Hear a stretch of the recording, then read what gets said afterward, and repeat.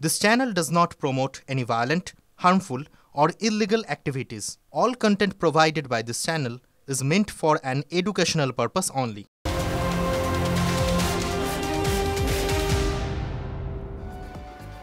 নমস্কার, টিভি9 বাংলায় আপনাদের আরও একবার স্বাগত জানাই। দুপুর দুটো মানেই আপনারা জানেন ফুল অ্যান্ড ফাইনাল। আত্রেইর সঙ্গে আমি শুভজিৎ রয়েছি। আজ ফুল অ্যান্ড ফাইনালের শুরুতে একটা এই মুহূর্তের ব্রেকিং নিউজ আপনাদের সামনে তুলে ধরবো রিগার্ডিং হুমায়ুন কবির। প্রাণনাশের হুমকি পাচ্ছেন হুমায়ুন কবির। এই মুহূর্তে বড় আপডেট, প্রাণনাশের হুমকি পাচ্ছেন হুমায়ুন কবির। সাসপেন্ডেড তৃণমূল বিধায়কের জীবন সংশয় কি, এ প্রশ্ন উঠছে, পরিস্থিতি এ প্রশ্ন তুলছে। নিরাপত্তা পাওয়া নিয়ে হুমকি হুমায়ুনের। তিনি বলছেন যে রাজ্য যদি পর্যাপ্ত নিরাপত্তা না দেয় তাহলে তিনি হাইকোর্টে যাবেন। শুনুন কি বলছেন। রাজ্য সরকার অ্যালাউ করলে ভালো, না হলে হাইকোর্টে যাব। হাইকোর্ট থেকে যদি নওশাদ এত সিকিউরিটি পেতে পারে, তাহলে আমাকে যখন এত থ্রেড আসছে, আমাকে প্রাণে মারার হুমকি দিচ্ছে, আমার বাবরি মসজিদ স্বপ্ন পূরণ হবে না বলছে, আমি এই বাবরি মসজিদ তৈরি করবই। তার সঙ্গে আমাকে সাবধানতা অবলম্বন করে চলতে হবে। তাই আমি সিকিউরিটির জন্য অলরেডি একটা প্রাইভেট কোম্পানির সঙ্গে ডিল করেছি।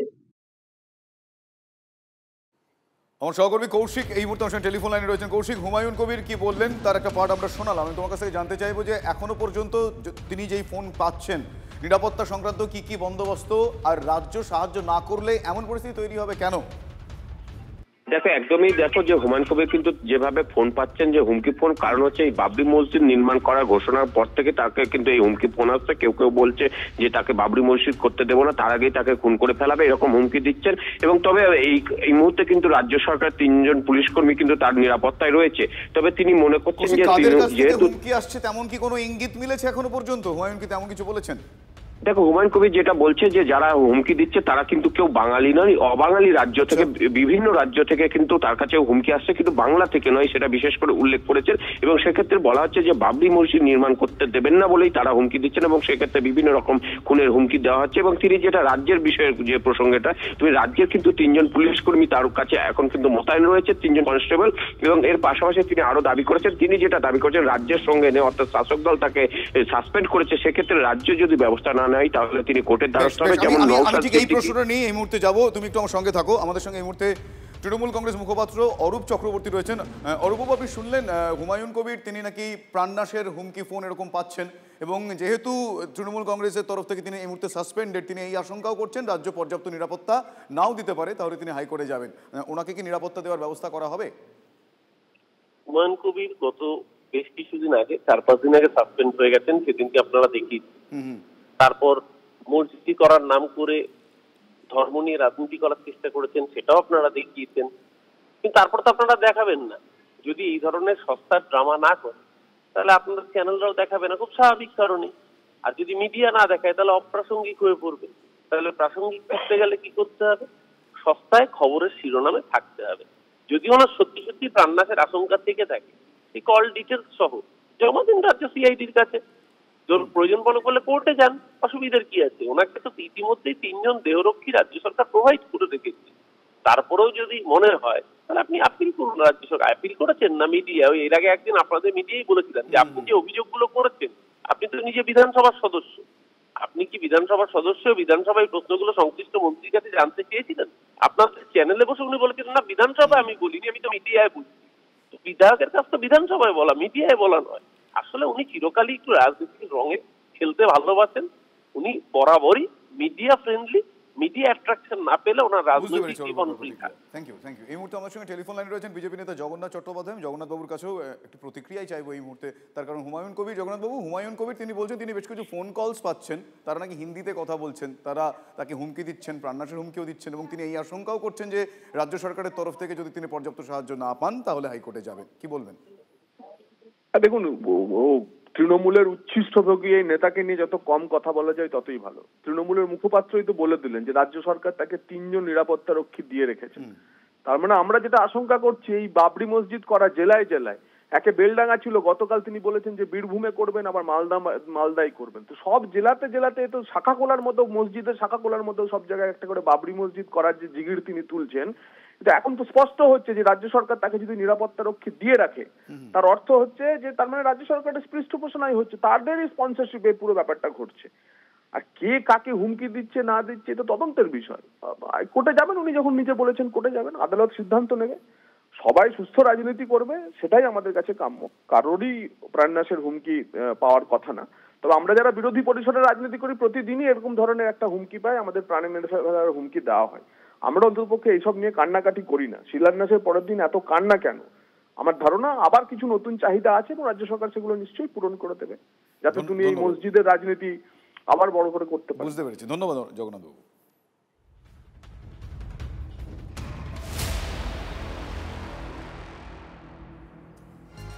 নির্বাচন কমিশন আরো করা হচ্ছে, আরো আমলা আনা হচ্ছে যারা অবজারভার হিসেবে কাজ করবে। নতুন বছরে এই শক্তি কেন বাড়াচ্ছে কমিশন?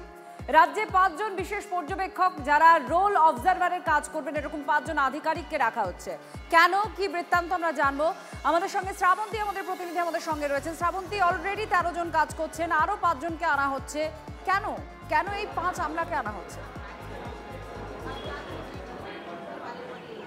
দেখো, 5টা ডিভিশনে ভাগ করে দিয়েছে নির্বাচন কমিশন। জাতীয় নির্বাচন কমিশনের বক্তব্য যে 1 তারিখ থেকে যখন তারা কাজ করবেন, তখন যদি আমরা দেখি যে যেহেতু তখন খসড়া তালিকাটা ইতিমধ্যেই প্রকাশিত হয়ে যাবে, তারপর হিয়ারিংয়ে যাতে কোনো রকম সমস্যা না হয়, বা সমস্যা হলে ভুল যাতে না থাকে, আরও নির্ভুলভাবে ফাইনাল যে SIR এর তালিকা সেটা বের করতেই এদের ভূমিকা থাকবে।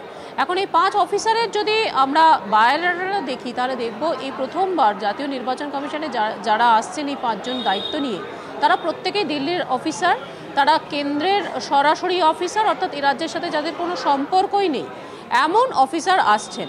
আমরা যদি দেখি একটু বিরোধী দলনেতাদের বক্তব্য, তাদের বারবার বক্তব্য থাকে যে রাজ্য সরকারের বহু অফিসার যারা এই নির্বাচন কমিশনের সঙ্গে ওতপ্রোতভাবে জড়িত, তারা কতখানি সঠিকভাবে কাজ করছেন সে নিয়ে প্রশ্ন থাকে। এবার সেই প্রশ্নেরও উপরে গিয়ে এই 5 জনকে এরকমভাবে নিয়োগ করা হলো বলে মনে করা হচ্ছে। শ্রাবন্তী, তুমি সঙ্গে থাকো। আমরা তৃণমূল কংগ্রেস মুখপাত্র তন্ময় ঘোষ তাঁর প্রতিক্রিয়া নেব। তন্ময় বাবু, আরও 5 জন আধিকারিক আসছেন যাদের দায়িত্ব এই পুরো শুনানি পর্ব, মূলত সেই জায়গাটায় তাদের কাজ করা, তাদের নজরদারি অনেক বাড়ানো হচ্ছে। কি মনে করছেন আপনারা? স্বাগত। পুরো নির্বাচন কমিশন যদি মনে করেন কেন্দ্রীয় সরকারের পক্ষ থেকে যত সচিব আছেন তাদেরকে সকলকে তুলে নিয়ে আসবেন এখানে পর্যবেক্ষক করে, তাতেও স্বাগত। বাংলাতে প্রধানমন্ত্রী নিজে এসে এখানে তাঁবু খেতে খাটিয়ে বসেছিলেন, অমিত শাহজি নিজে এসে তাঁবু খেতে খাটিয়ে বসেছিলেন 2021-এ, তাতেও কিছু হয়নি। এরকম নির্বাচন কমিশন থেকে তারা পাঠাতে চাইলে পাঠাবেন। SIR-এ আমাদের তো একটাই দাবি, কোন অবৈধ অনুপ্রবেশকারী, মৃত ভোটার এদের নাম থাকবে আমরা তো একদিনও বলিনি। আমরা বলেছি বৈধ ভোটারের, কোনো বৈধ নাগরিকের নাম বাদ গেলে বাংলার মানুষ বুঝিয়ে দেবে বাংলার মাটির কত শক্তি। এই কথাই আমাদের থাকবে। পর্যবেক্ষক যত ইচ্ছা আসুন, 5 জন কেন 500 জন আসুন, বাংলাকে এইভাবে চমকানো যায় না। ধন্যবাদ তন্ময় ঘোষ, তার প্রতিক্রিয়া আপনারা শুনছিলেন। বিজেপির কি প্রতিক্রিয়া রয়েছে? দেবজিৎ সরকার এই মুহূর্তে আমাদের সঙ্গে রয়েছেন। দেবজিৎ, তৃণমূল বলছে যে স্বাগত, আরো 50 জনকে আনুক, এইভাবে বাংলাকে চমকানো যাবে না। আপনারা কিভাবে দেখছেন? বাংলাকে চমকাচ্ছে, কিসব আজে বাজে কথাবার্তা। আসল কথা সুর নরম হয়ে গেল এর মধ্যে। এই কয়েকদিন আগেও শুনছিলাম আজ যেখানে SIR হোক বাংলার মাটিতে SIR হবে না। তারপরে শুনলাম না ঠিক আছে SIR-টা হতেই পারে, ঠিক পদ্ধতিটা আমাদের পছন্দ হচ্ছে না। তারপরে শুনলাম যে এইরকম ভাবে মৃত ভোটারদের নাম বাদ দিয়ে দেবেন, এটা কি মানবিক হচ্ছে? আরে আজকে না হয় তারা মৃত, কিছুদিন আগেও তো তারা জীবিত ছিলেন। এদের জন্য একটু মানবিক ভাবে ভোটার তালিকায় নাম থাকুক। আর ওরা যদি না ভোট দিতে যেতে পারে তাহলে তো তৃণমূলের নেতা কর্মীরা আছে, তারা গিয়ে সব ভোট দিচ্ছে। এখন আবার হচ্ছে কোনো আপত্তি নেই, আমরা দেখে নেব। শুনুন, এইসব বলে দিচ্ছে না। বাংলার মানুষ, পশ্চিমবাংলার মানুষ জানে যে এই দুর্নীতি করছে এবং তারা এইভাবে মানুষকে টুপি পরানোর চেষ্টা করছে। গণতন্ত্রকে তারা প্রহসনে পরিণত করেছে, সেটাও সবাই জানে। এখন একটাই কথা যে বিভিন্ন জায়গায় দেখা গেছে যে এই পশ্চিমবঙ্গ এক অমরার রাজ্য, যেখানে অমৃত পান করেছে অনেকে। বহু বুথে 23 বছর ধরে একজনও মরেনি, একজনও অন্য কোথাও যায়নি, কোথাও কোনো পরিবর্তন নেই, অপরিবর্তনীয়। এই এইরকম একটা পরিস্থিতিতে নির্বাচন কমিশন তারা বিবেচনা করেছেন আরো ভালো করে দেখতে হবে। ঠিক আছে, দেখবেন, আমাদের কোনো আপত্তি নেই। আমরা শুধু একটাই কথা বলছি, কোন রকম ভাবে কোন বাংলাদেশি অনুপ্রবেশকারী মুসলমান, রোহিঙ্গা অনুপ্রবেশকারী মুসলমান, মৃত ভোটার তারা থাকবেন না। একটা পরিষ্কার চকচকে স্বচ্ছ ভোটার তালিকা আমরা চাই। ধন্যবাদ দেবজিৎ। বিজেপির প্রতিক্রিয়া আপনারা শুনলেন এবং এর পাশাপাশি এসআইআর নিয়ে আরো একটি খবর আপনাদের দেব। এসআইআর এর যে প্রথম পর্বের কাজ সেটা একেবারেই শেষের দিকে চলে এসেছে। আজ কমিশন বৈঠকে বসতে চলেছে। আজকে বিশেষ পর্যবেক্ষকের সঙ্গে বৈঠক জাতীয় নির্বাচন কমিশনের। আমরা শ্রাবন্তীর কাছ থেকে এই নিয়েই আরো জানবো। শ্রাবন্তী, মূলত কি নিয়ে এই বৈঠক হবে, কি নিয়ে আলোচনা হবে? দেখো, যখন সুব্রত গুপ্ত তিনি এসে জয়েন করেছিলেন সেই সময় তিনি দিল্লি যাননি। এই বৈঠক এরপর জয়েন করার পরে দিল্লিতে তিনি যাচ্ছেন আজকের এবং পৌঁছে গেছেন ইতিমধ্যেই, এবং তারপর জয়নিং লেটার সহ বাদবাকি যে কাজগুলি থাকে সেগুলো তাকে করতে হবে। যদিও তার সাথে সাথে জাতীয় নির্বাচন কমিশন একটি বৈঠক ডেকেছে, সেখানে এতদিন পর্যন্ত কি কাজ হয়ে গেল, মূলত কোথায় কোথায় সমস্যা রয়েছে, এই যে বারবার দাবি করা হচ্ছে যে একটু আগে আমরা শুনলাম এক রাজনৈতিক প্রতিক্রিয়া হিসেবে যে মৃত ভোটার একই সঙ্গে অনুপ্রবেশকারী এদেরকে বাদ দিতে হবে। সেখানে কোন জেলা পিছিয়ে রয়েছে, কোন জেলা এগিয়ে রয়েছে, এগুলো যেমন জানা হবে, হিয়ারিং কীরকম হবে, এবং এখনো পর্যন্ত যেহেতু 11 তারিখ পর্যন্ত সময় রয়েছে, আরও কি কিছু অপশন দেওয়া যেতে পারে, আরও কিভাবে কি মেশিনারি প্রয়োগ করে এই গোটা নির্ভুল তালিকা তৈরি করা যায়, তারই বিষয়ে কথা বলা হবে বলে জানা যাচ্ছে। ধন্যবাদ।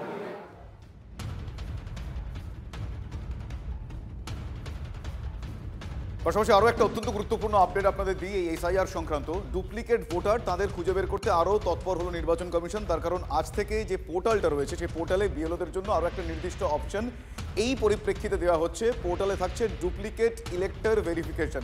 একই নামে একাধিক ভোটার কারা রয়েছেন তাদেরকে আলাদা ব্যক্তি কিনা তাদের সেটা নিশ্চিত করে তথ্য দিতে হবে বিএলওদের। আমি একটু ডিটেইলে জানবো, আমার সহকর্মী প্রদীপ্তকান্তি ঘোষ রয়েছেন। প্রদীপ্তকান্তি, আমি জানতে চাইবো যে এই যে অপশনটা দেওয়া হলো, এই অপশনটা দিয়ে কিভাবে তারা কাজ করবেন, সেই নির্দেশিকা, সেই ট্রেনিং, সেগুলো ডিটেইলিং হয়েছে?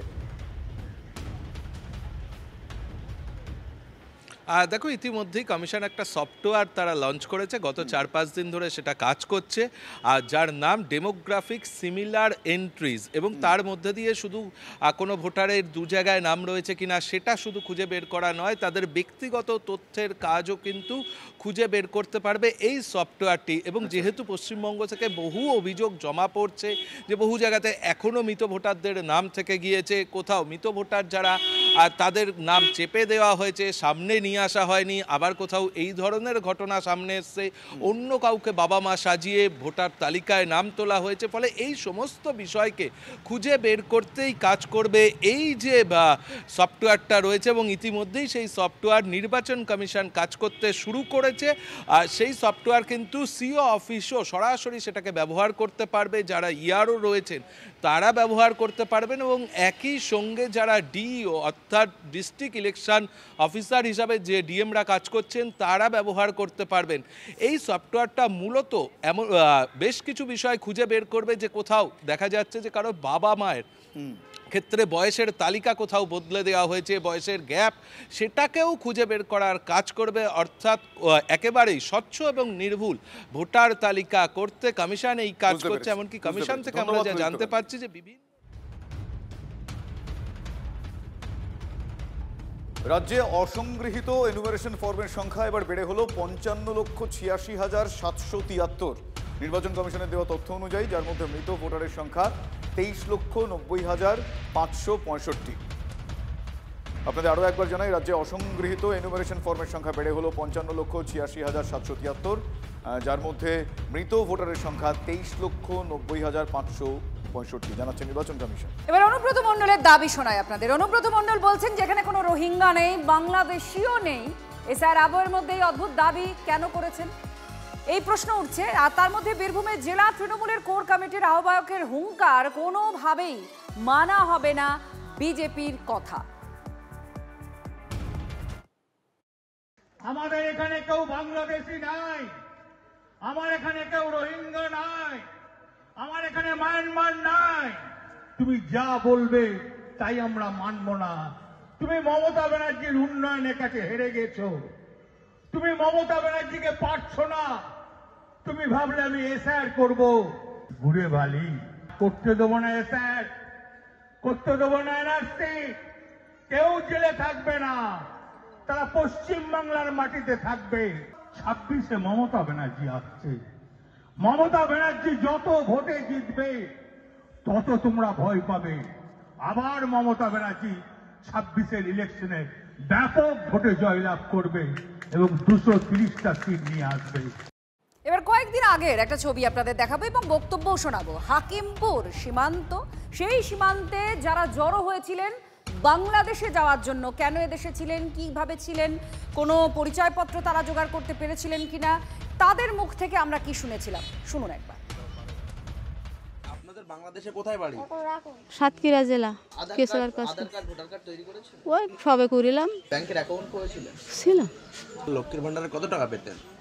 500 টাকা পেতাম প্রথম, তারপরে এই কয়েকদিন 1000 টাকা দিল।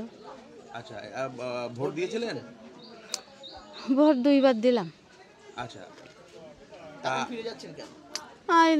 2002 সালের না থাকলে ভোটের তালিকা না থাকলে অসুবিধা হবে, তারপরে তাই যাচ্ছে। কোথায় ছিলেন এখানে? এখানে নিউ টাউনে থাকতাম। আচ্ছা, কি করতেন এখানে নিউ টাউনে? এই সুইপারের কাজ করতাম বিল্ডিংয়ে। এখন আমাদের তো রাখছে না এই দেশে। কিসের ভয় রাখছে না? কাগজ নেই, এসআইআরে তো কাগজ লাগবে, নথিপত্র, সেগুলো তো আমাদের কাছে নেই, তাই যেতে হচ্ছে। কবে এসেছিল ছেলে? আমরা অনেক দিন এসেছি। কতদিন? 20 বছর। 20 বছর হতে? তাহলে তো আপনার ভোটার কার্ড, আধার কার্ড আছে? আমাদের কিছু নেই। লক্ষ্মীর ভান্ডার কিচ্ছু নেই আমাদের। কেন দেয়নি? আমাদের ডকুমেন্টস না থাকলে কি করে দেবে? ডকুমেন্টস না থাকলে লক্ষ্মী ভান্ডার আবার কে দেবে? আপনার জন্ম কোথায়? আমার জন্ম বাংলাদেশে। আমার চোখের ডাক্তার দেখানোর জন্য এখানে আসা হয়েছিল। 20 বছর ধরে আছেন? হ্যাঁ। 20 বছর ধরে আপনার ছেলে রয়েছেন চোখের ডাক্তার দেখাতে? আমরা এসেছিলাম, ডাক্তার দেখাইছি, এই ডাক্তার ওই ডাক্তার পাল্টাপাল্টি করে বয়সে 20 বছর লেগে গেছে। হ্যাঁ, তা সুরাইয়াত যেতে পারিনি, বয়সে এখন বর্ডার খুলে দিয়েছে, তাই বাড়ি যাচ্ছে। আপনারা শুনলেন আমাদের প্রতিনিধি, এই হাকিমপুরে যারা জড়ো হয়েছিলেন বাংলাদেশিরা বাড়ি ফেরার জন্য, তারা সেখানে এক জায়গায় দাঁড়িয়ে আছেন, তাদের বক্তব্য। অর্থাৎ অনুব্রত মণ্ডল যেখানে দাবি করছেন যে একজনও এখানে অনুপ্রবেশকারী নেই, একজনও রোহিঙ্গা নেই, সেই দাবিটা কতটা সত্য আর কতটা অসত্য সেটা আপনারা জানলেন। বিজেপির প্রতিক্রিয়া নেব। জগন্নাথ চট্টোপাধ্যায় মুহূর্তে আমাদের সঙ্গে রয়েছেন। জগন্নাথবাবু, কেন বলছেন অনুব্রত মণ্ডল যে আমাদের দেশে অনুপ্রবেশকারী নেই, রোহিঙ্গা নেই? ওনার মুখে মায়ানমার শুনে আমার তো একটু অবাকই লাগছে। উনি তো মুরারও ওই ময়নাডলের উপরে কখনো উঠতে পারেন না, তো আন্তর্জাতিক বিষয়ে উনি নাক গলাতে শুরু করেছেন। জানি না এখন অক্সিজেন সিলিন্ডার মাথায় বেঁধে দিয়েছেন কিনা তার দিদি, অক্সিজেন মনে হচ্ছে একটু বেশিই পৌঁছাচ্ছে। তো যাই হোক, ভালো ভালো ইন্টারন্যাশনাল পলিটিক্সের মধ্যে অনুব্রত মণ্ডলকে আমরা দেখছি এখন ওসিকে, ওসির মা বোনকে গালিগালাজ করা, তাদের উপর নির্যাতন করার নিদানও দিচ্ছেন, আবার বলছেন নাকি রোহিঙ্গা, ইন্টারন্যাশনাল পলিটিক্স, মায়ানমার, এসব শুনে বেশ ভালোই লাগছে। সবই হতাশা। এই হুঙ্কার যেটা দেখছেন, সে আসলে হুঙ্কার হচ্ছে হতাশা। এবং এখন হচ্ছে লোকসভা বিধানসভায় যেমন কলিং অ্যাটেনশন হয় না, এখানেও তেমনি উনি এখন দৃষ্টি আকর্ষণী বক্তব্য রাখতে শুরু করেছেন। মমতা বন্দ্যোপাধ্যায় বীরভূমের মাটিতে যেভাবে কাজল শেখকে উৎসাহ দিচ্ছেন, তাতে হতাশাগ্রস্ত হয়ে পড়েছেন অনুব্রত মণ্ডল। ধন্যবাদ। নিজেদের এই অনুব্রত মণ্ডল সংক্রান্ত আরো একটা আপডেট আপনাদের দেবো, আর এই আপডেটটা TV9 বাংলা এক্সক্লুসিভ। অনুব্রত মণ্ডল সংক্রান্ত, অনুব্রত মণ্ডল এবং বীরভূম এসপির গোপন বৈঠক হয়েছে সার্কিট হাউসে। কি নিয়ে বৈঠক, কেন হঠাৎ বৈঠক, এখনো পর্যন্ত সেই বিষয়গুলো প্রশ্নের আকারে রয়েছে। কিন্তু রবিবার অর্থাৎ গতকাল ছুটির দিনে হঠাৎ করে এসপি অনুব্রতর এই বৈঠক নিয়ে অনেকগুলো প্রশ্ন সামনে আসছে। কোট আনকোট গোপন বৈঠকের আলোচনার বিষয় কি তা নিয়ে একটা জল্পনা রয়েছে খুব স্বাভাবিকভাবে, কারণ মানুষটির নাম যখন অনুব্রত মণ্ডল, নানুরে খুন, এসআইআর, অনুব্রত কাজল দ্বন্দ্বের মাঝখানে এই বৈঠকটা হচ্ছে, ফলে সময়টাও খুব ইম্পর্টেন্ট। সার্কিট হাউসের বৈঠকের এই গোপন বৈঠকের উদ্দেশ্য কি একটু ডিটেল আমরা একটু জানার চেষ্টা করি। আমার সহকর্মী তন্ময় প্রামাণিক এই মুহূর্তে আমার সঙ্গে নিউজ রুম থেকে সরাসরি রয়েছে। তন্ময়, তোমার ব্রেকিং, তোমার আপডেট, এক্সক্লুসিভ এই আপডেট। আমি জানতে চাইবো যে এখনো পর্যন্ত কোন কোন ইঙ্গিতগুলো, মানে কি কি আঁচ করা যায় এসপির সঙ্গে অনুব্রত মণ্ডলের এই বৈঠক, কোটানকোট এই গোপন বৈঠকের কি কি কারণ থাকতে পারে এই আবহে? দেখো, রাজনৈতিক মহলের যে বক্তব্য ছিল, সেটা বিজেপি হোক, বামেরা হোক বা তৃণমূলের অন্দর একটু অংশ হোক, যারা অনুব্রত মণ্ডল বিরোধী, তারা বলতেন যে এখান থেকে বিধান রায়, যিনি এর আগে জেলা শাসক ছিলেন, তিনি চলে যাবার পর এবং এসপি চেঞ্জের পর আমনদীপ আসার পর সেইভাবে অনুব্রত জায়গা পাচ্ছিলেন না। ফলে অনুব্রত কাজল এই দ্বন্দ্ব প্রকাশ্যে বারবার, অনুব্রত ঘনিষ্ঠদের সঙ্গে কাজল ঘনিষ্ঠদের বারবার মারপিট, হসপিটালাইজড হওয়া, পুলিশে যাওয়া, পুলিশকে থেদাম করানো। তার বাইরে কয়েকদিন আগে, অর্থাৎ 2 দিন আগেই তুমি দেখলে নানুরে খুন হয়ে গেল। কাজল অনুগামী একজন খুন হয়ে গেলেন, তিনিও তৃণমূল নেতা। তার পরিবার অভিযোগ করলো করিম খান এই খুনটা করেছে, করিম খানকে না অনুব্রত মণ্ডল ঘনিষ্ঠ। এমন একটা আবহ, এসআইআর আবহ রয়েছে, যেখানে স্পেশাল অবজারভাররা বীরভূমে স্পেশালি নজর রেখে দিয়েছেন। 3 নম্বর একটা বিষয় রয়েছে, ইডি হানা ঘটছে বারবার বালি খাদানগুলোতে। 4 নম্বর হচ্ছে সিবিআইয়ের যে মামলা গরু এবং কয়লা নিয়ে, সেগুলো কিন্তু এই মুহূর্তে সেই মামলাগুলো বলাচলা কিছুটা করে জেগে উঠছে। এইরকম একটা আবহে গোটা বীরভূম জেলাতে রাজনৈতিক অঙ্ক কেমন হবে, যেখানে কাজল বারবার হচ্ছে যে প্রভাব খাটাচ্ছেন বলে অভিযোগ উঠছে অনুব্রত মণ্ডল ঘনিষ্ঠদের থেকে, সেখানে এরকম এসপির সাথে একটা বৈঠক, যে বৈঠকটা সবার চোখের আড়ালে হঠাৎ করে ছুটির দিনে চুপচাপ সার্কিট হাউসে পৌঁছে গিয়ে দুপুর বিকেল 3টে থেকে 5টার মধ্যে এই বৈঠক, সেই বৈঠকটা নিয়ে কিন্তু জল্পনা প্রশাসনিক মহলে, বীরভূমের প্রশাসনের অন্দরই নানান রকম জল্পনা। তাহলে কি এই আমনদীপ, যিনি যখন অনুব্রত মণ্ডল ফোন কাণ্ডে বলা চলে ফেঁসে গিয়েছিলেন লিটন দাসের সঙ্গে, সেই ফোনের কথোপকথন, কুৎসিত কথাবার্তা, সেই সময় কি এই আমনদীপের বিরুদ্ধেই জাতীয় মহিলা কমিশন অভিযোগ তুলেছিল যে গোটা তদন্ত প্রক্রিয়াকে তিনি স্লো করে দিয়েছেন এবং উদ্দেশ্য হচ্ছে অনুব্রত মণ্ডলকে বাঁচানো। সেই আমনদীপের সঙ্গে, এসপির সঙ্গে অনুব্রত মণ্ডলের এই বৈঠক, প্রশাসন সূত্রে যে আমরা খবর পাচ্ছি যে এই বৈঠক চুপচাপ যেটা হয়েছে সেটা হচ্ছে বীরভূমের এই এসআইআর আবহ, বীরভূমের রাজনৈতিক পরিস্থিতি, বীরভূমের আইন শৃঙ্খলা, এইগুলো নিয়ে তাহলে কি কোথাও কাজলকে আবারও একেবারে এই প্রশ্নটা তো উঠবেই, তার কারণ এখন তো কাজল আবহ আসবেই, কাজল শেখের নামটা তো আসবে। কিন্তু এই মুহূর্তে আমার টেলিফোন লাইনে রয়েছেন বিজেপি নেতা রাহুল সিনহা। রাহুলবাবু, অনেক এই যে বৈঠক আপনি নিশ্চয়ই শুনছিলেন, অনুব্রত মণ্ডল তিনি বীরভূমের এসপির সঙ্গে বৈঠক করেন গোপনে, তাও আবার গতকাল ছুটির দিন। আপনি কিভাবে দেখছেন এই বৈঠকটা, মানে কি কারণে বৈঠক হতে পারে বলে কি কি সম্ভাবনা আপনার মনে উকি দিচ্ছে? দেখুন, দুটো জিনিস তো একদম স্পষ্ট দেখা দিচ্ছে। একটা হচ্ছে ওসিকে উল্টো পাল্টা নোংরা কথা বলা, মহিলাদের অপমানকর কথাবার্তা বলা, যে মামলা ওর উপরে ঝুলে রয়েছে, সেই মামলা কিন্তু সারা দেশ জুড়ে নিন্দিত হয়েছে এবং স্বাভাবিকভাবেই মহিলা কমিশন থেকে শুরু করে বিভিন্ন কমিশন এই ব্যাপারে সদর্থক ভূমিকা নিয়েছে। তো এটা একটা বিষয় ওর উপরে আছে, যেটা খাড়ার ঘাড় মতো ঝুলছে। আপাতত তৃণমূল বা প্রশাসন সেটাকে কোনোরকম বেঁধে রাখার চেষ্টা করলেও যে কোনো মুহূর্তেই খাড়া ওই বাঁধন ছিঁড়ে পড়তে পারে। 2 নম্বর বিষয় হচ্ছে অনুব্রত মণ্ডলের এখন গলার কাটা হয়ে দাঁড়িয়েছে কাজল শেখ। এখন কাজল শেখ যেহেতু মুসলমান, সেহেতু মমতা ব্যানার্জি কাজল শেখকে চাইলেও সরাতে পারছে না, কারণ সাম রাখি না কুল রাখি অবস্থা এখন মমতা ব্যানার্জি, যে এখন কাজল শেখকে সরালে মুসলিম ভোটে প্রভাব পড়তে পারে, যে কারণে কাজল শেখও আছে, অনুব্রত আছে। কিন্তু অনুব্রত এই সমস্ত কোর কমিটি, এই কমিটি সেই কমিটিতে সন্তুষ্ট নয়। তিনি যেমন করে বীরভূমের বাদশা ছিলেন, তেমন করে তৃণমূলের বাদশা আবার ফিরিয়ে আনতে চান। তো সেই অবস্থাতে কাজল শেখের বিরুদ্ধে যদি এসপি কে কাজে লাগানো যায় বা কাজল শেখের বিরুদ্ধে কাজে, সেই সম্ভাবনা আছে। এবার সুকান্ত মজুমদারের একটা দাবি এবং সেখান থেকে তার হুঁশিয়ারি কি রয়েছে আপনাদের শোনায়। তিনি বলছেন বাংলায় হিন্দুরা নাকি পরাধীন নাগরিকের মতো আছে। তৃণমূল সরকার হিন্দু বিরোধী বলে তার দাবি। তৃণমূলকে ক্ষমতা থেকে উৎখাত করতে যা প্রয়োজন সেটাই করা হবে, এই দাবি সুকান্ত মজুমদারের। বিজেপি ভারতের 80% জনগণ যে ধর্মে বিশ্বাস করে, বিজেপির বেশিরভাগ নেতারা সেই ধর্মে বিশ্বাস করে এবং আমরা মনে করি যে হিন্দুদের সাথে বছরের পর বছর এই দেশে এবং এই রাজ্যে বিশেষ করে পরাধীন নাগরিকের মতো আচরণ হয়েছে। এই রাজ্যে তো হচ্ছে, এখনো হচ্ছে, পরাধীন নাগরিকের মতো তাদের প্রতি আচরণ হচ্ছে। বিজেপি এর বিরুদ্ধে লড়বে। তৃণমূল কংগ্রেস হিন্দু বিরোধী সরকার চালাচ্ছে, মানুষ বিরোধী সরকার চালাচ্ছে। এই সরকারকে উৎখাত করার জন্য বিজেপির যা যা করার আমরা করব। নানা অন্য জায়গায় কালীঘাটের মন্দিরের, দক্ষিণেশ্বরের মন্দিরের উন্নয়ন করেছেন, একই সঙ্গে আলিয়া ইউনিভার্সিটি করেছেন। সব দিক থেকে উন্নয়নের কথা এবং ধর্ম নিয়ে রাজনীতি নয়, আর এই যে বিজেপির কদাচার রাজনীতি, তাদের ইস্যু নেই, মানুষের কথা নেই, শুধু ধর্ম নিয়ে।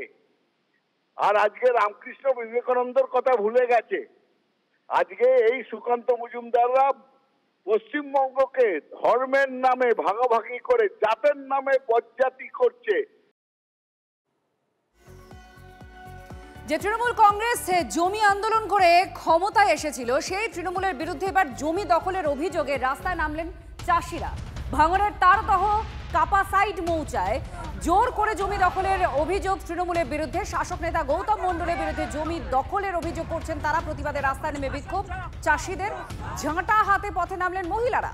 দখল হওয়া জমিতে লাগিয়ে দিলেন ব্যানার। এলাকার আদিবাসী সম্প্রদায়ের মানুষ তারা অভিযোগ করছেন, এলাকার তৃণমূল কংগ্রেস নেতা গৌতম মণ্ডলের নির্দেশে তার কিছু অনুগামী জোর করে জমি দখল করে সেখানে প্রমোটিং করার পরিকল্পনা নিয়েছে। জমি না দিলে হুমকি দেওয়ারও অভিযোগ। অভিযুক্ত তৃণমূল নেতা গৌতম মণ্ডলের অবশ্য কোনো প্রতিক্রিয়া এখনো পাওয়া যায়নি। আমরা অনেক আন্দোলন করেছি এই জমি নিয়ে। মানে আমার বাপ ঠাকুরদারা তখন জমিদারদের ফিশারিতে কাজ করতো। বামফ্রন্ট সরকার আসার পরে এখানে সমস্ত চাষিদেরকে 2 বিঘা করে জমি দিয়েছিল। এবার সেই জমি এখন তৃণমূল সরকারের নেতা থেকে শুরু করে পুলিশ এবং দালাল সবাই মিলিতভাবে একত্রিত হয়ে এই জমিগুলো চাষিদের কাছ থেকে জোর করে উচ্ছেদ করে দিচ্ছে। আমার জমি আমি তো জোর করে রাখতে চাইছি, কিন্তু আমার যা ক্ষতি করছে, কিন্তু আমাকে তো রাখতে মানে জমিতে আমাকে উঠতে দিবে না। দেখা যাচ্ছে যে আমাকে আর জমিতে লাভ দিবে না। আমি বলছি আমি জমি ছাড়বো না, কিন্তু জোর করে আমার তো ক্ষতি করে দিচ্ছে। গরিব মানুষ, হতদরিদ্র, আদিবাসী, তাদেরকে জমি দিয়েছিল বামফ্রন্ট সরকার। সেই জমি কার্যত লুট চালাচ্ছে তৃণমূলের দুষ্কৃতী বাহিনী, তৃণমূলের দালাল, এরা সবাই লুট চালাচ্ছে। এই লুট রোখার জন্য চাষিরা সংঘবদ্ধ হচ্ছে, কিন্তু যেভাবে লুট চালাচ্ছে কল্পনা অতীত। তৃণমূল নেতা দাদাগিরি এবার দেখাবো আপনাদের। তিনি দাদাগিরি করেছেন কি, কেন, সেই বৃত্তান্ত। কারণ রাস্তা দখলের চেষ্টা করছেন, বাধা দিতে গেলে খুন আর ধর্ষণের হুমকির অভিযোগ নদিয়ার শান্তিপুরের তৃণমূল নেতার বিরুদ্ধে।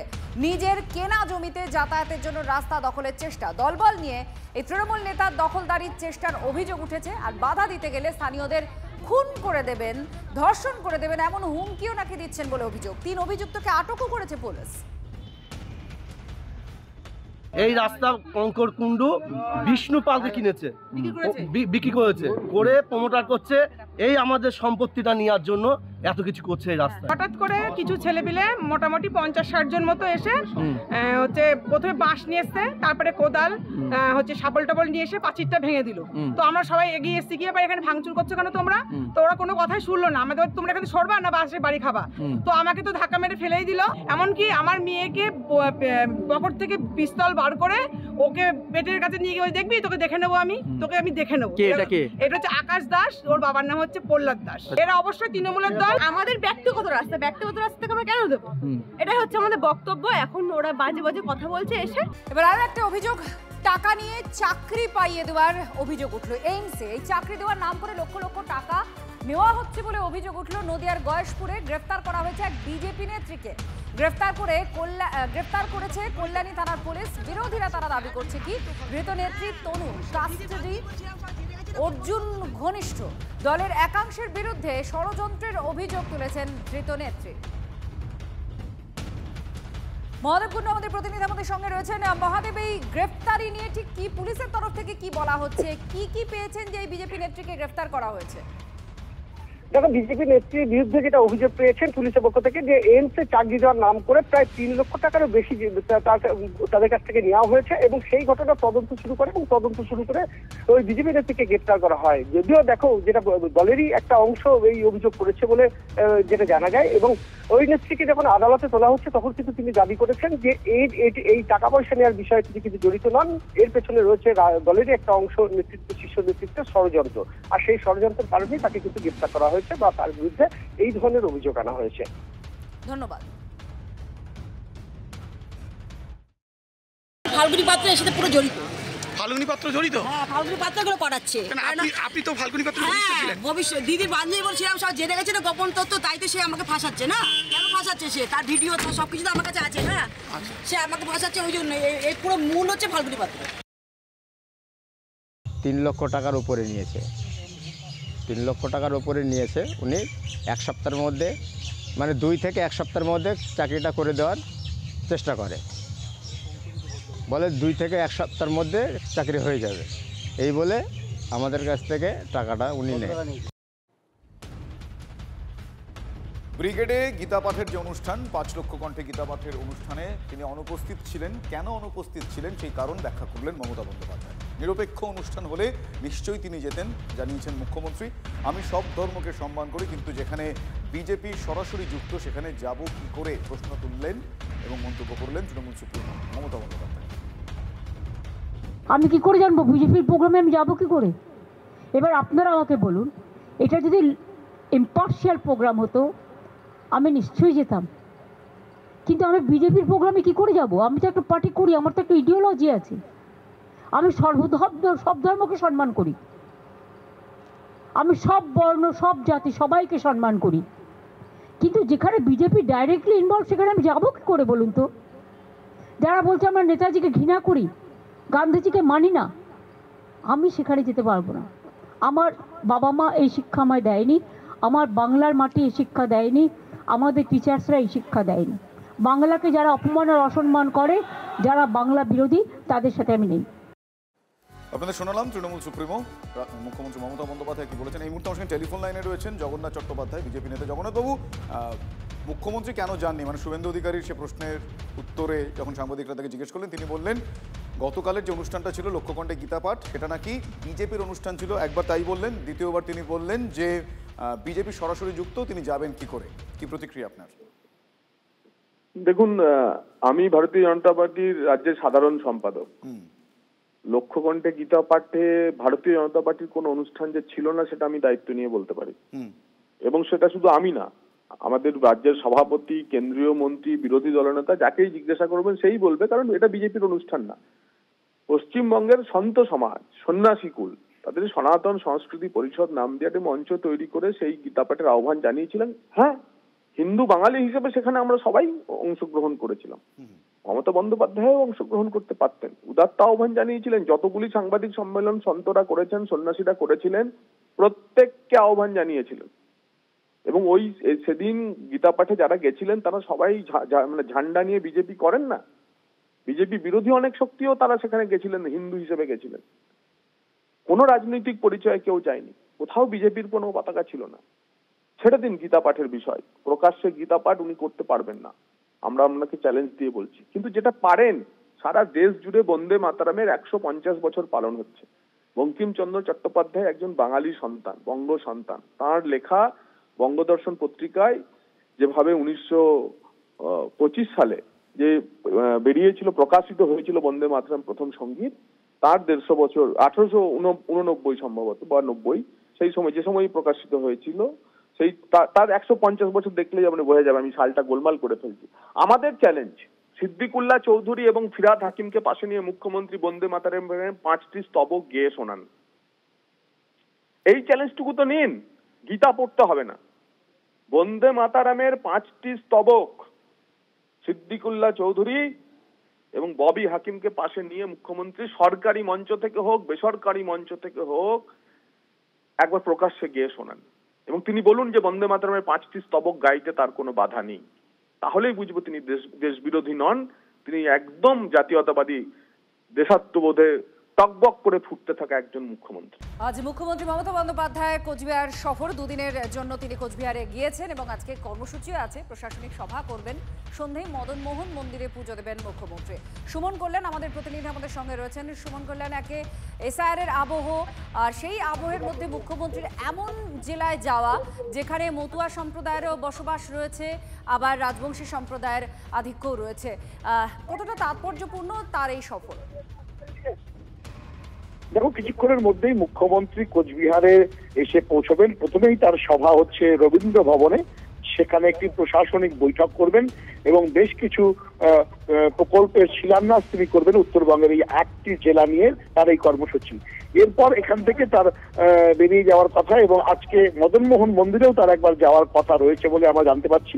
রাতের বেলায় কিছু তৃণমূলের নেতাদের সঙ্গে তিনি তাকে ডাকতে পারেন সার্কিট হাউসে, এমনটাও শুনছে। তুমি যেটা বললে যে এসআইআর এর প্রেক্ষিতে এখানে যে মতুয়া রাজবংশী ফ্যাক্টর, এখানে দেখো উত্তরবঙ্গে বিশেষ করে কোচবিহার যেখানে রাজবংশী সম্প্রদায়ের মানুষের সংখ্যা কিন্তু প্রায় 34%, এই বিপুল সংখ্যক রাজবংশী তারা কিন্তু আগাগোড়াই তৃণমূলের থেকে মুখ ফিরিয়ে রয়েছে। বহু প্রকল্পের ঘোষণা করেছেন, রাজবংশী নেতাদেরকে তৃণমূলের বিভিন্ন পদ দিয়েছেন, সরকারি পদ দিয়েছেন, তারপরেও দেখা যাচ্ছে যে রাজবংশী এই যে একটা বিরাট সংখ্যক পপুলেশন তারা কিন্তু বিজেপির দিকেই কিন্তু ফেলে রয়েছে বিগত নির্বাচনগুলির ফলাফল যদি পর্যালোচনা করা যায়। সেই ক্ষেত্রে আজকে রাজবংশী এবং যেটা মতুয়া এই দুই সম্প্রদায়ের প্রতি যে বার্তা তিনি দেবেন এটা দিয়ে কিন্তু তাকিয়ে থাকবে, কারণ 51% বেশি কিন্তু রয়েছে এখানে এসটি সম্প্রদায়ভুক্ত, যার মধ্যে 32% রয়েছে রাজবংশী, বাকিটা কিন্তু মতুয়া বা অন্যান্য কাজ। তবে সব মিলিয়ে আজকের এই কোচবিহার থেকে তিনি প্রশাসনিক সভা থেকে কি বার্তা দেন এবং আগামীকাল কোচবিহারের রাজকোলা ময়দানে যে সভা রয়েছে সেই সভা থেকে তিনি কি বার্তা দেন সেদিকেই কিন্তু সকলের নজর থাকবে এই 26-এর নির্বাচনের আগে। মমতা ব্যানার্জি যদি মন্দিরে মন্দিরে যান, মন্দির তৈরি করেন, ঠিক আছে, আমাদের বক্তব্য সরকারি টাকা যেন খরচা না হয়, তাহলে বাকিরাও চাইবে, যেটা আজকে বাবরি মসজিদ হচ্ছে, সরকারের কাজ মন্দির তৈরি করা নয়, হ্যাঁ সুরক্ষা দেওয়া, তার মেনটেন করা, সাহায্য করা এবং মানুষের জীবনের উন্নয়ন করা। আর মমতা ব্যানার্জি কি ঠেকাবে?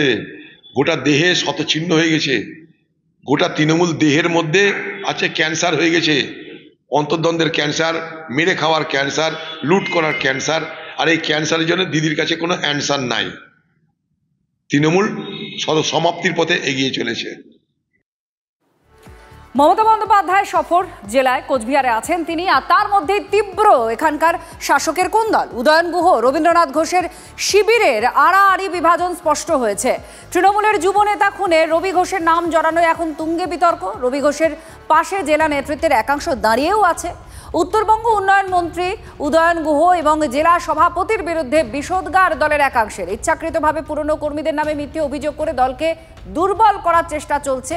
উদয়ন অভিজিৎকে নিশানা করে এই মন্তব্য করেছেন বিক্ষিপ্ত গোষ্ঠীর লোকজন। একজন উত্তরবঙ্গ উন্নয়ন মন্ত্রী উদয়ন গুহ আর একজন আমাদের জেলা সভাপতি অভিজিৎ দে ভৌমিক, অর্থাৎ হিপি, আমাকে হেনস্থা করা, অসম্মান করা, কালিমা লিপ্ত করা, মানে কোনো কিছুতেই ছাড়ছে না। 4 মাস পরে কেন এই ধরনের মিথ্যা অভিযোগ করানো হচ্ছে?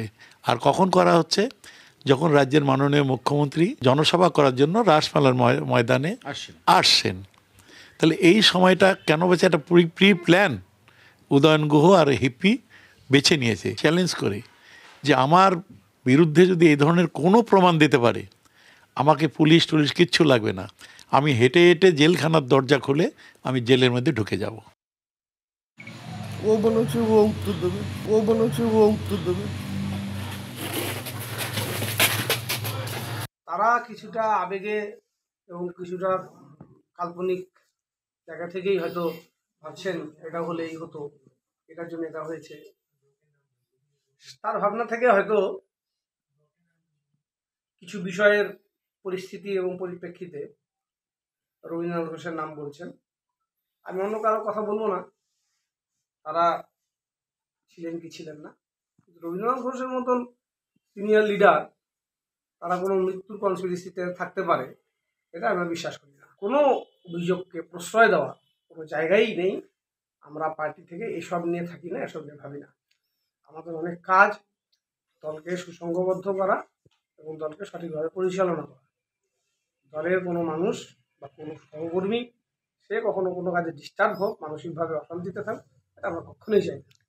এই নিয়ে কি রবীন্দ্রনাথ ঘোষের সাথে কথা বলবেন? হ্যাঁ, তাকে কথা বলে পরে আমি অবশ্যই জিজ্ঞাসা করব কেন তার মনে এই প্রশ্ন আসলো।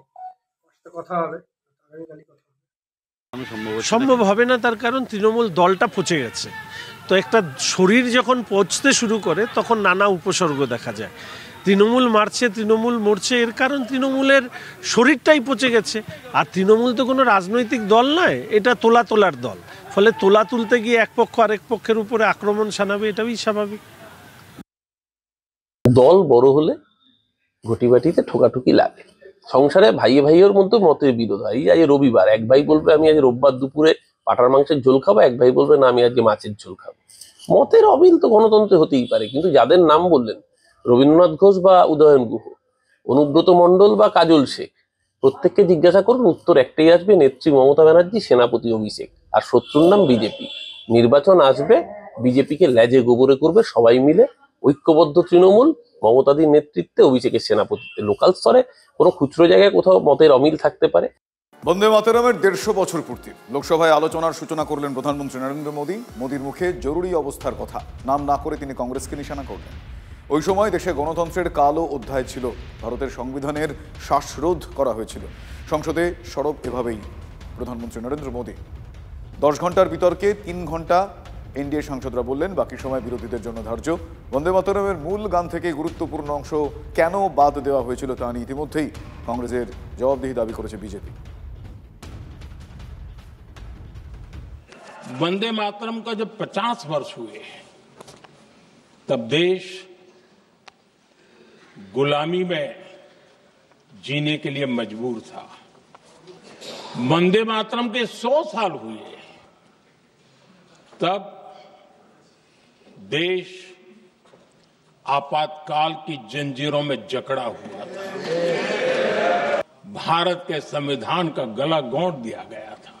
देशभक्ति के लिए जीने मरने वाले लोगों को जेल के सलाखों के पीछे बंद कर दिया गया था। जिस वंदे मातरम के गीत ने देश को आजादी की ऊर्जा दी थी, उसके जब 100 साल हुए तो दुर्भाग्य से एक काला कालखंड हमारे इतिहास में उजागर हो गया। हम लोकतंत्र के गिरोह में थे। 150 वर्ष उस महान अध्याय को, उस गौरव को पुनः स्थापित करने का अवसर है। वंदे मातरम ये सिर्फ केवल राजनीतिक आजादी की लड़ाई का मंत्र नहीं था। सिर्फ हम अंग्रेज जाए और हम खड़े हो जाए, अपने राह पर चले, इतने मात्र तक वंदे मातरम प्रेरित नहीं करता था, उससे कहीं आगे था।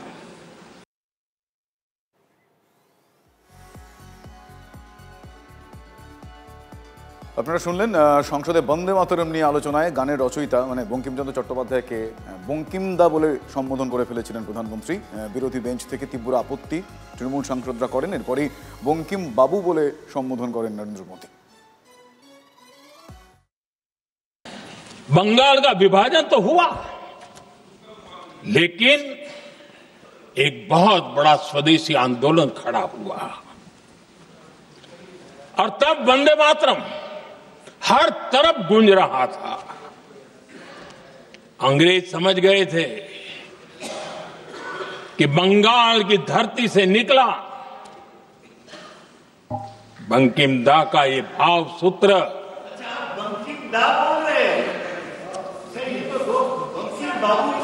बंकिम बाबू बोले। अच्छा, thank you thank you thank you thank you thank you, आपकी भावनाओं के लिए मैं आदर करता हूं। बंकिम बाबू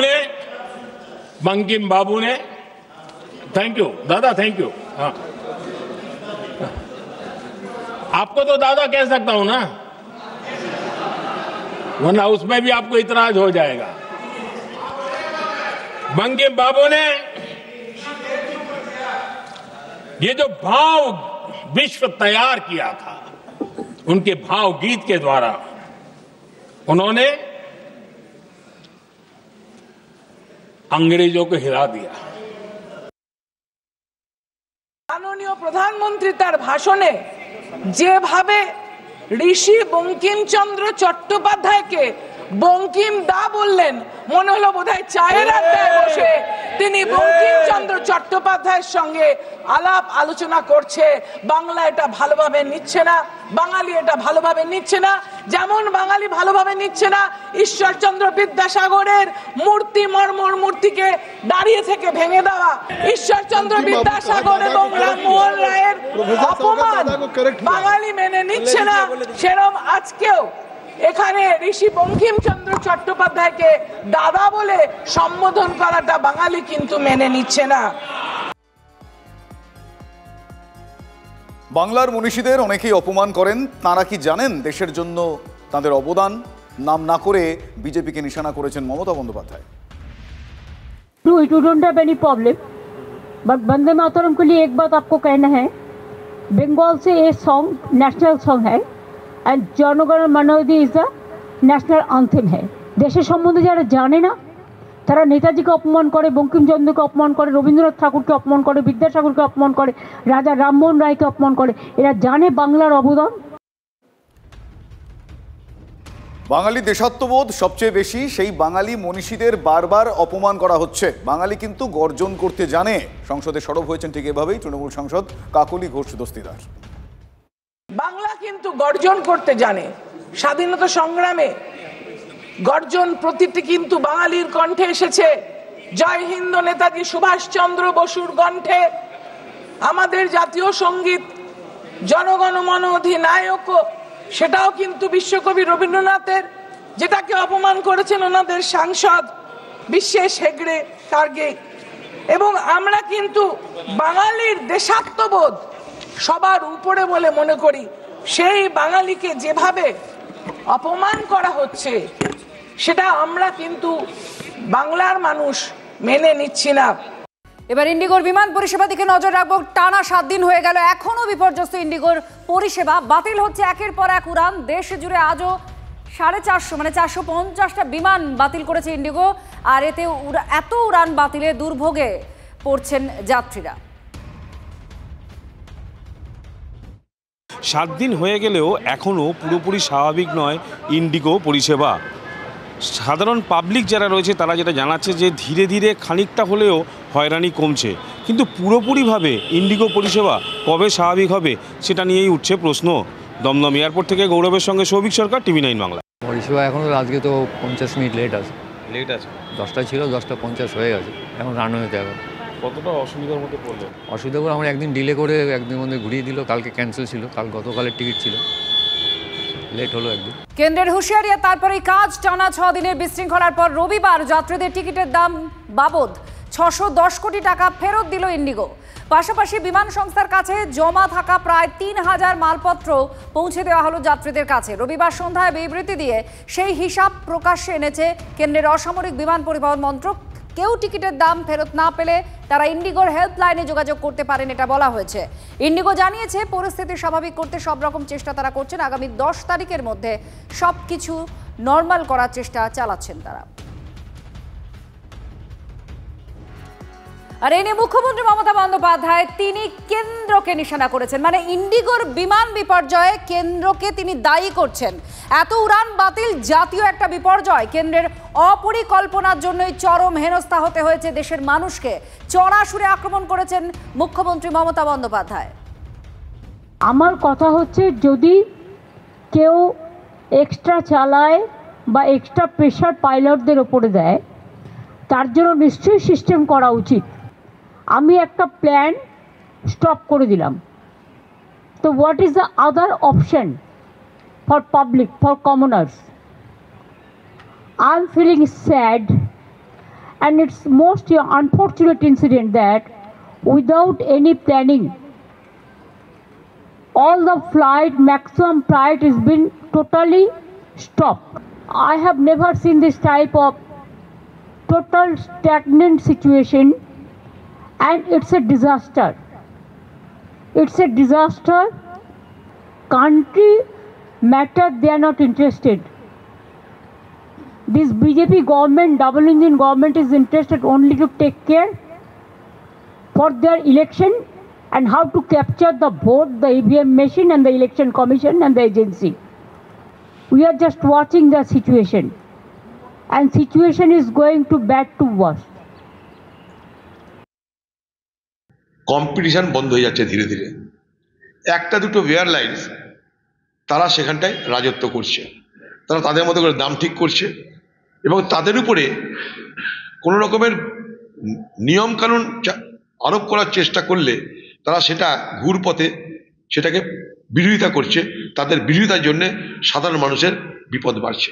যাত্রীদের আদালতে যাওয়ার অধিকার আছে, কারণ তাদের সময় নষ্ট হচ্ছে, তাদেরকে বসে থেকে তাদের ক্ষতি করছে কাজের, অবশ্যই তাদের ইন্ডেমনেশন দেওয়া উচিত বলে আমি মনে করি। যাত্রীদের তরফ থেকে এই ব্যাপারে আন্দোলন করা উচিত। পার্লামেন্ট চলছে, পার্লামেন্টে বিষয়টা ওঠানো উচিত।